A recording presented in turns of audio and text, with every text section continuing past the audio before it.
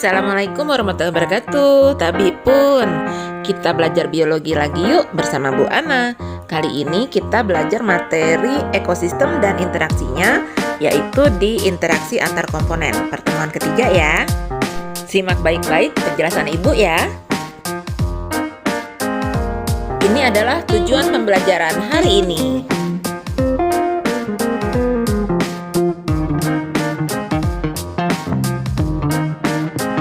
Interaksi makhluk hidup.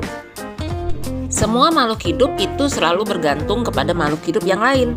Tiap individu akan selalu berhubungan dengan individu yang lain, yang sejenis ataupun lain jenis, baik individu dalam suatu populasi ataupun individu-individu lain dari populasi yang lain. Nah, interaksi yang terjadi antar spesies anggota populasi itu akan mempengaruhi kecepatan pertumbuhan ataupun kehidupan populasi dalam mempertahankan hidupnya. Kali ini Ibu akan menjelaskan 8 tipe interaksi yang kemungkinannya akan terjadi antar makhluk hidup dalam ekosistem. Apa aja sih tipe interaksi yang ada 8 itu? Yang pertama ada netralisme, kemudian kompetisi, lalu ada simbiosis mutualisme, simbiosis protokooperasi, kelima ada simbiosis komensalisme, keenam simbiosis paratisisme, predasi, dan herbivori. Sekarang kita bahas satu-satu ya. Netralisme. Simbiosis netralisme adalah interaksi antar makhluk hidup yang tidak saling mempengaruhi. Contohnya antara kucing dengan ayam. Kompetisi. Kompetisi adalah suatu interaksi antara dua atau lebih spesies yang satu sama lain saling menghalangi. Misalnya bersaing dalam memperebutkan sesuatu yang diperlukan dalam hidupnya, seperti ruang atau tempat, makanan, sinar matahari, udara, air, serta pasangan kawin. Ada 2 macam kompetisi, yaitu kompetisi interspesifik kalau dalam spesies yang berbeda dan kompetisi intraspesifik kalau spesiesnya sama. Pada gambar tampak kompetisi interspesifik itu seperti jerapah dengan zebra yang berebut makanan, yaitu tumbuhan. Kemudian kompetisi intraspesifik itu misalnya kambing yang sedang berebut makanan yang sama, yaitu rumput. Simbiosis mutualisme, yaitu hubungan yang saling menguntungkan antara individu yang terlibat. Contoh yang pertama ada ikan Nemo dengan anemon laut. Anemon laut memberikan perlindungan dari serangan predator pada ikan Nemo. Kemudian ikan Nemo atau ikan badut itu memakan parasit berbahaya yang melekat pada tentakel anemon laut. Nah, saling menguntungkan kan? Yang kedua ada kupu-kupu dengan bunga. Di sini kupu-kupu menyukai nektar yang ada pada bunga. Nah, bunga mendapat keuntungan karena dapat bereproduksi dengan serbuk sari yang dibantu disebarkan oleh kupu-kupu tersebut. Contoh yang ketiga ada semut rangrang dengan tumbuhan. Di sini semut sangat menguntungkan tumbuh-tumbuhan tersebut karena semut rangrang melindungi tumbuhan dari serangan hama yang merusak tanaman. Dan semut rangrang memperoleh keuntungan karena dapat membuat sarang pada tumbuhan. Berikutnya ada rayap dengan flagellata. Flagellata ini hidup di dalam usus rayap.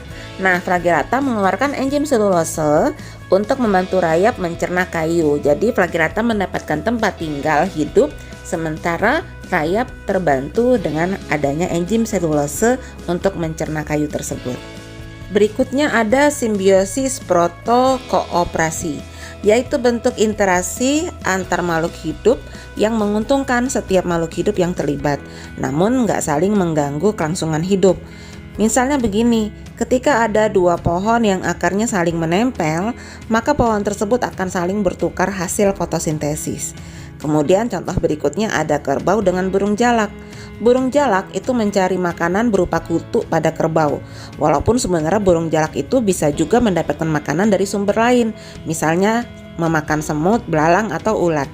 Nah, sementara itu kerbau akan terbebas dari kutu berkat burung jalak. Berikutnya ada simbiosis komensalisme.